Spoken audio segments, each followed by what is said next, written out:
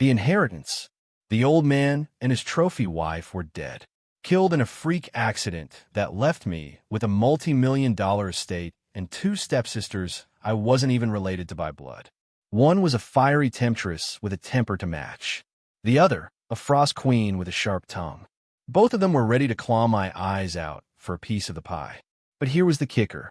According to the lawyer, the three of us had to live under the same roof for a full year before we could touch a dime of the money. On our very first day of cohabitation, the fiery one walked right into my bathroom. The steam was thick, turning the frosted glass door into a blurry, opaque canvas. Hot water hammered down from the shower head, rinsing away the cheap suds of drugstore body wash and the exhaustion of a life I was ready to leave behind. My name is Caleb Stone. I'm 24, and for the last 3 years, I've been a bottom feeder in the gig economy. I delivered for Uber Eats, lived in a cramped studio apartment overlooking a dumpster, and my biggest aspiration was either winning the Powerball or having a lonely heiress take pity on me. Yesterday, the dream came true in the most twisted way possible. My old man, Arthur Stone, a guy I hadn't spoken to in a decade, a man who abandoned my mother to build a corporate empire, had driven his car off a cliff in the Swiss Alps. He and his gorgeous young wife, Clara, were gone in an instant. As his only biological son, I was the primary heir. The lawyer's call had been cold and professional, but to me, it sounded like a choir of angels. I practically floated back to this mansion, a place I hadn't stepped foot in for years. It was the wedding gift Arthur had bought for Clara, obscene in its scale and chilling in its emptiness. Now I was humming a tune, enjoying the first shower I'd ever had in a bathroom larger than 5 square feet. The roar of the water drowned out the world. Then, through the rhythmic splashing, I heard a faint click, the sound of a lock turning. My heart skipped a beat. I shut the water off instantly. The bathroom fell into a heavy silence, broken only by the drip, drip, drip of water falling from my hair onto the marble tile. Oh, my breath, my pulse thudding in my ears. There was someone else in the house besides me. A burglar? No. What thief walked into a bathroom while the shower was running? My eyes locked onto the frosted glass door. As the steam began to settle, a tall, slender silhouette appeared on the other side. The curves were unmistakable, an hourglass figure that would make any man's blood pressure spike. She didn't move. She just stood there. We were separated by nothing but an inch of glass. The air felt like it had turned to lead.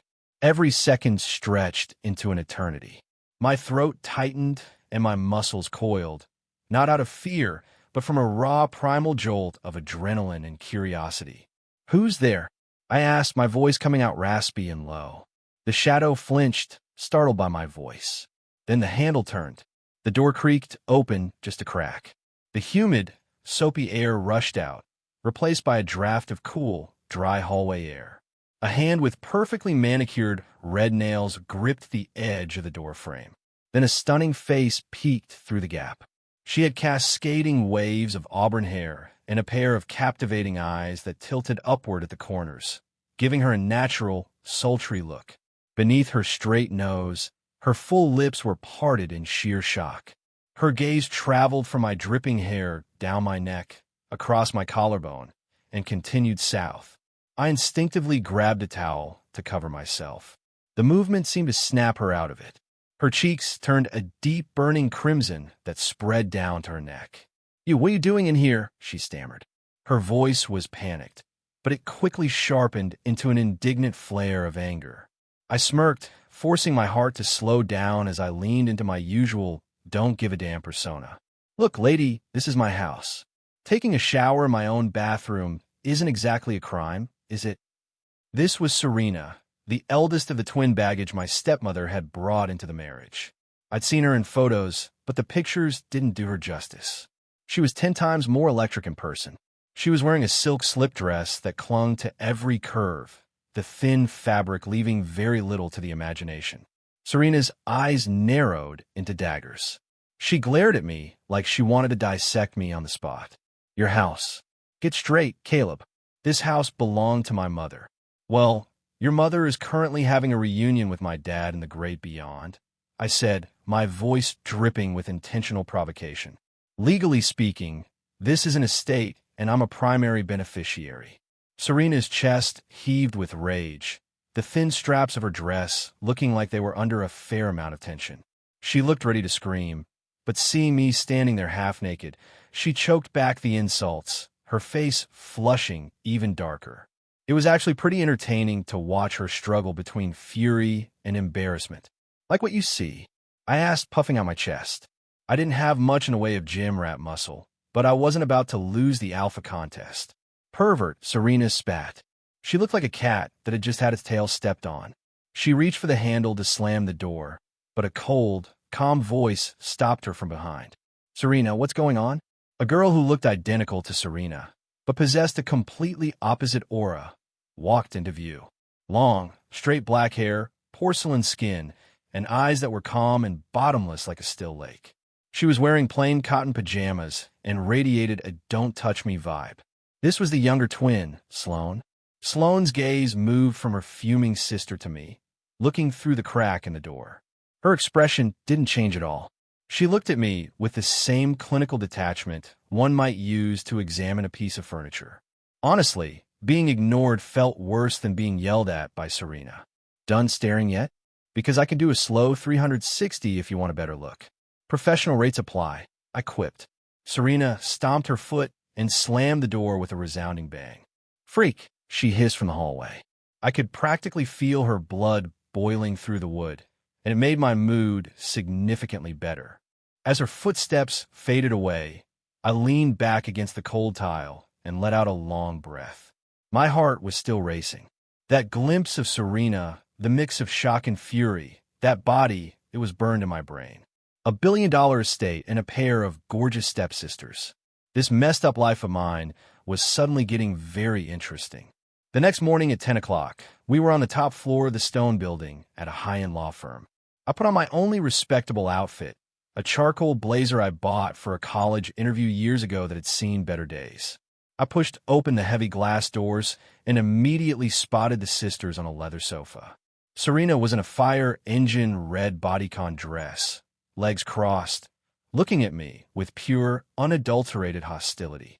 Sloane was sitting quietly reading a book, acting as if the rest of the world didn't exist. She sensed my gaze, looked up for a fraction of a second, and then went back to her page. I strolled over and flopped into the armchair opposite them, kicking my feet up and making sure they saw my polished but clearly knockoff dress shoes. "Morning, sisters," I said with a grin. Serena scoffed and turned her head away. Sloane didn't even acknowledge I'd spoken. I didn't care. We had plenty of time to get to know each other. A man in his 50s wearing gold-rimmed glasses walked in. This was Marcus Lewis, my father's longtime attorney. "Mr. Stone, Miss Serena, Miss Sloane, everyone is here," Marcus said, gesturing for us to take seats at the conference table. "Time is money, so let's get straight to it." He opened a thick file and began reading the will that would decide our futures. The first half was all legal jargon: shares in the holding company, offshore accounts, real estate, our collections. My head was spinning as he listed numbers followed by a dizzying string of zeros. My heart hammered harder with every million mentioned. I was set. I was finally truly set. Serena and Sloane looked shaken too. They grew up with money, but hearing the total sum out loud was clearly a shock. "The aforementioned asset shall be inherited jointly by my son, Caleb Stone, and the daughters of my wife, Clara, Serena, and Sloane Stone." Serena's brow furrowed. "Jointly? What does that mean?" My stomach dropped. Jointly? Was it just mine? Why was the old man being so generous with them? Marcus pushed his glasses up his nose and continued reading. "The terms of inheritance are as follows. The three heirs must reside together at the estate located at 88 Lakeview Drive for a period of exactly 1 year. During this time, no heir may move out without cause. No individual may be away from the residence for more than 72 consecutive hours. Any violation of these terms results in an automatic forfeiture of that heir's share, which will then be divided equally among the remaining compliant parties. The rules of engagement." What? I was the first one to jump up. "Live together for a whole year? You gotta be kidding me." Serena stood up too, her face pale with disbelief. "This is impossible. There is no way I'm living in the same house as him. She pointed a trembling finger at me. Only Sloane remained still, though the way her fingers gripped the edge of her book until her knuckles turned white told me she was just as rattled. Marcus Lewis seemed to have anticipated this. He adjusted his glasses and added calmly, "This was a mutual signed by both Arthur and Clara Stone. It is legally binding. If all three of you complete the year without incident, the estate will be divided. Caleb receives 50%. Serena and Sloane receive 25% each. 50% for me, 50% for them." I did the math. Half a mountain of gold was still a mountain of gold. Besides, if one of them couldn't take it and moved out, my share went up. If they both left, I had to stop myself from drooling at the thought. Furthermore, Marcus dropped the real bombshell. For the duration of this year, all of your personal bank accounts will be frozen. A joint living fund of $1 million in cash has been deposited at the estate for your collective expenses. Any major expenditure requires the signatures of all three heirs. Frozen, I was stunned. I only had about $400 in my account anyway, so that didn't matter. But it meant I was sitting on a fortune I couldn't touch. The old man was trolling me from grave. Serena looked even worse. She was dressed in designer labels from head to toe. Cutting off her credit cards was probably worse than a death sentence to her. The reading is concluded. If there are no objections, the terms take effect immediately. Here are the keys and the security fobs. Marcus pushed 3 sets of keys toward us. The room was deathly quiet. We looked at each other, a triangle of suspicion, loathing, and cold calculation. For the sake of the money, we were shackled together. The war for the Stone inheritance had officially begun. The conflict turned hot the very first day. The trigger? Room assignments. The mansion had 3 floors, a garden, and a pool. The second floor had 4 bedrooms. The master suite was massive, with a walk-in closet and a spa-like bathroom. As the majority shareholder, I figured it was mine. "I'm calling it," I said, kicking open the master bedroom door and spreading my arms. "This is my kingdom." Before the words were out of my mouth, a suitcase flew out of the room, nearly taking my toes off. Serena was leaning against the door frame, arms crossed, smirking. "Sorry, loser. My sister and I moved in yesterday. This one's mine. Yours." I looked her up and down. "You've got a 25% stake. Why do you get the master? You should be in the maid's quarters." "Possession is 9/10 of the law," she shot back. "First come, first served. That's illegal squatting. I'll call the cops." "Go ahead. See who they believe." She wasn't backing down. We stood there like 2 prize fighters trading insults. "Serena," Sloane called out, walking down the hall with her own suitcase. Her voice wasn't loud, but it shut us both up. "Stop it. The guest suite next door is just as big. I'm taking that one." Without a glance at either of us, she walked into the adjacent room and shut the door. Serena gave me one last glare and slammed her door too. Great. I was stuck with the smallest guest room at the end of the hall. Once I settled in, the next problem arose: dinner. I was used to takeout or a bowl of ramen, but with my accounts frozen, I had to be careful with the cash I had on me. I wandered into the kitchen to see what was available. The fridge was stocked with imported items I couldn't pronounce and expensive bottled water. Just as I was about to grab some eggs to make a mess of fried rice, Serena walked in wearing an apron. "What are you doing?" she asked suspiciously. "Cooking? What does it look like?" I held up the eggs. "You can cook." She looked skeptical. "I can make a mean omelet." "Does that count?" Serena rolled her eyes and snatched the eggs from me. "Don't waste food. I'll cook today. We'll rotate after that." I didn't mind a break. I sat in the dining room and waited. Half an hour later, she brought out 3 dishes: tomato and egg stir-fry, sautéed greens, and a plate of honey-glazed chicken wings. It actually smelled amazing. I picked up my fork, but Serena swiped at my hand. "What now?" I snapped. "Go tell Sloane it's time to eat," she commanded. I grumbled, but went upstairs. I knocked for a while before Sloane cracked the door. "Dinner's ready," I said. "I'm not hungry," she said coldly, trying to close the door. "Hey, come on. Your sister worked hard on this. You're not even going to try it." I put my hand on the door. Sloane looked up at me, a flicker of annoyance in her eyes. "I don't want to eat with you, too." "You leave her alone," Serena called from downstairs. She'll eat when she's hungry. The meal was awkward and silent. Serena didn't seem to have much of an appetite either. Then she said suddenly, "How did you know, live before this?" "Ow. I worked, I got paid, I ate, I slept. Pretty standard," I said. "Your dad, Arthur, he never sent you anything."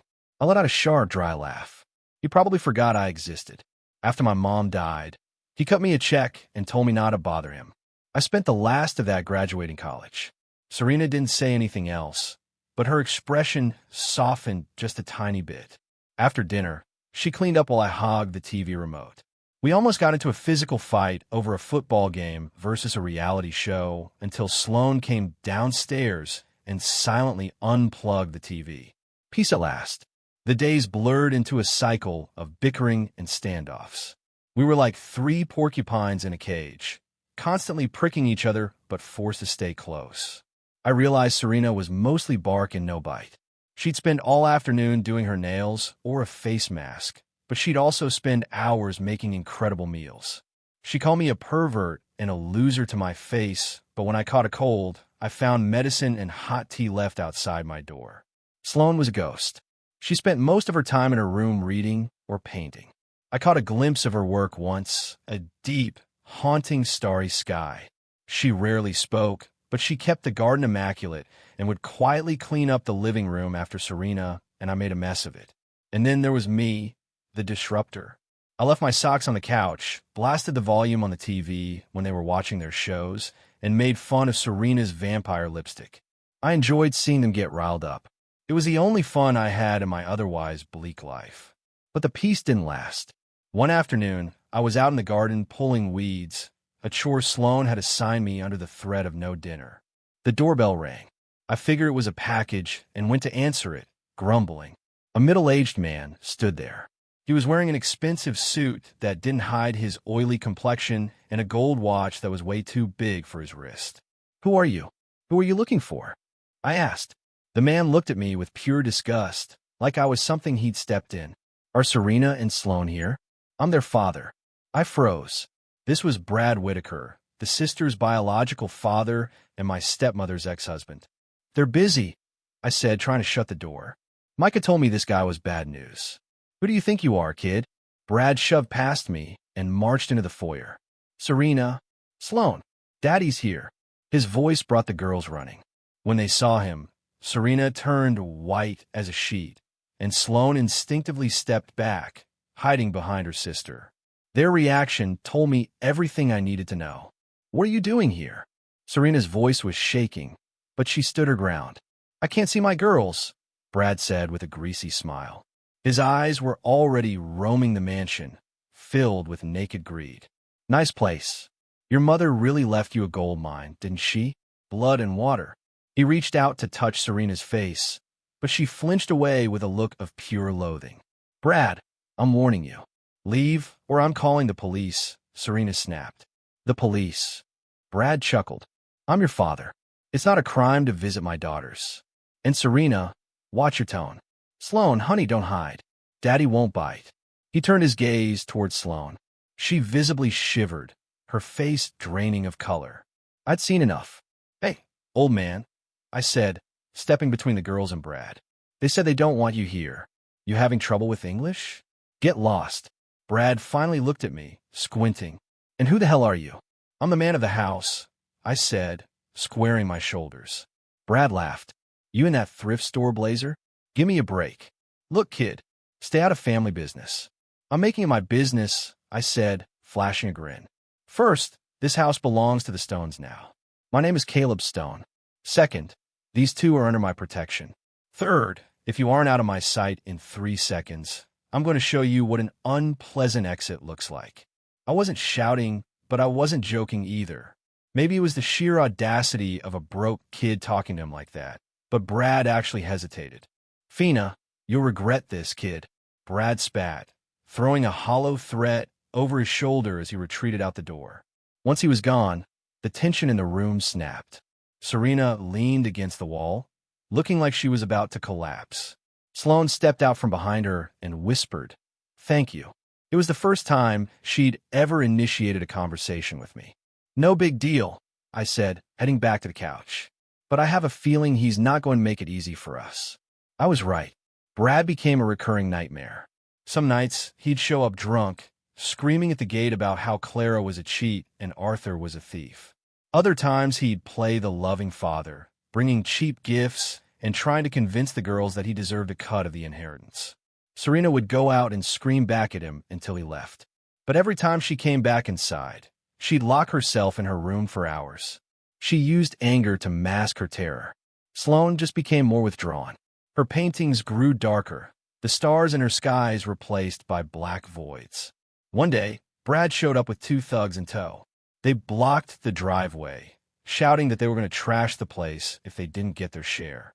The neighbors were starting to peek out their windows. Serena was shaking, her thumb hovering over the 911 button. "Don't," I said, stopping her. "Cops will take him away, and he'll be back in 48 hours. We need a permanent fix." "Then what do we do?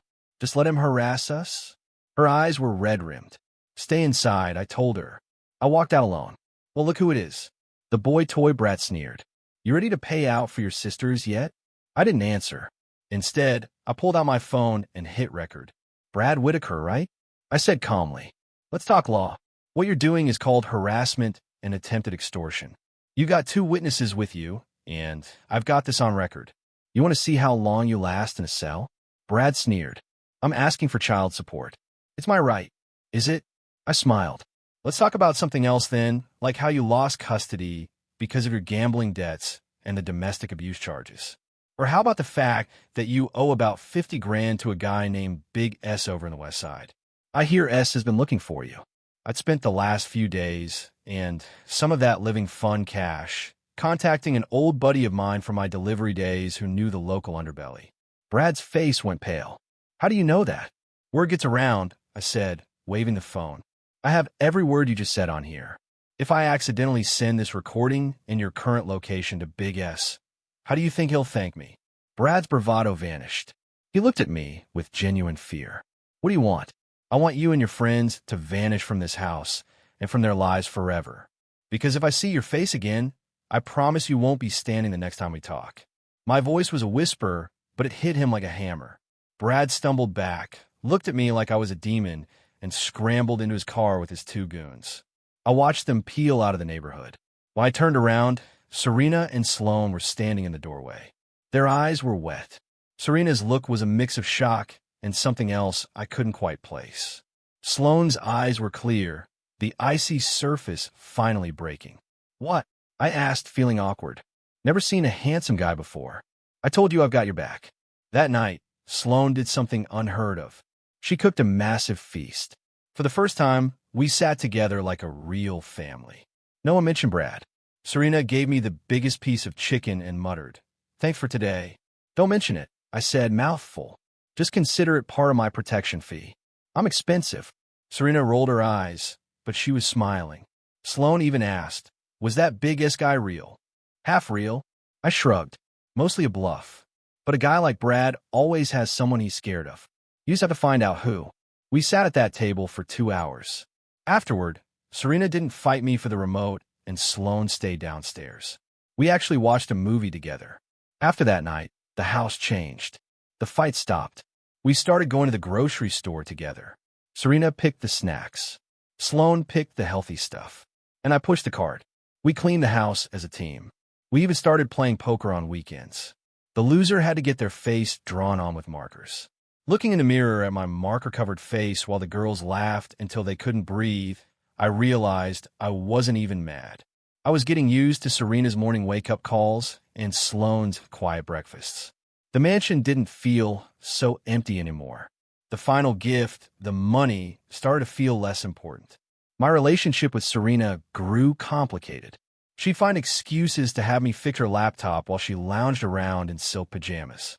She'd lean over my shoulder while I played video games, her scent filling my senses. Every time she got close, my heart did a frantic dance. But I never made a move because of Sloane. Sloane had changed, too. She wasn't cold anymore. She was quiet, but in a way that felt supportive. She'd bring me tea when I was reading. She'd find things I'd lost before I even knew they were missing. She was like a deep, calm well that I found myself wanting to dive into. I was stuck between fire and ice. And honestly, I was enjoying every second of the struggle. The year was almost up. None of us had left. Marcus Lewis called to tell us to come in on Monday to finalize the transfer of the estate. When I hung up, the house went silent. The experiment was over. We get the money, and then we go our separate ways. I should have been thrilled, but I felt a hollow ache in my chest. So, Serena said, breaking the silence, "What are you guys going to do once the money hits?" Me? I rubbed the back of my neck. Buy a bigger place, a nice car, and spend the rest of my life doing absolutely nothing probably. I was lying. Serena saw right through it. Pathetic, she teased. Then she got quiet. "I think I'm going to open a dance studio." "That's cool," I said. I knew that had been her dream. We both looked at Sloan. "I want to go to grad school," Sloan whispered. "Fine arts, maybe in Europe." "So what happens to the house?" Serena asked the question we were all avoiding. "Sell it. Split the cash and never see each other again." The thought of going back to being a stranger to them hurt. "Maybe we don't sell it," I blurted out. They both looked at me. I stammered. "It's a big house. It could be a home base, somewhere we can always come back to." Serena's eyes welled up. Sloan looked away, her shoulders trembling. That weekend, we didn't talk about the money. We cleaned, we cooked, and we watched one last movie, the air thick with a bittersweet sadness. On Monday, we went back to the law firm. We signed the papers. The wire transfers were initiated, and the Stone Empire was officially ours. Marcus Lewis shook our hands. "Congratulations. Your parents will be proud to see you all like this." We looked at each other, feeling more somber than rich. "Oh, one more thing," Marcus said, pulling a sealed envelope from his desk. "Clara Stone asked me to give this to you only after the inheritance was finalized. She called it her final gift." Serena took the envelope. Her hand was shaking as she tore it open.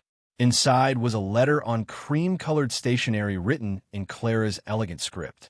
"My dear Serena, Sloan, and Caleb, if you are reading this, Arthur and I are gone. Please do not mourn us.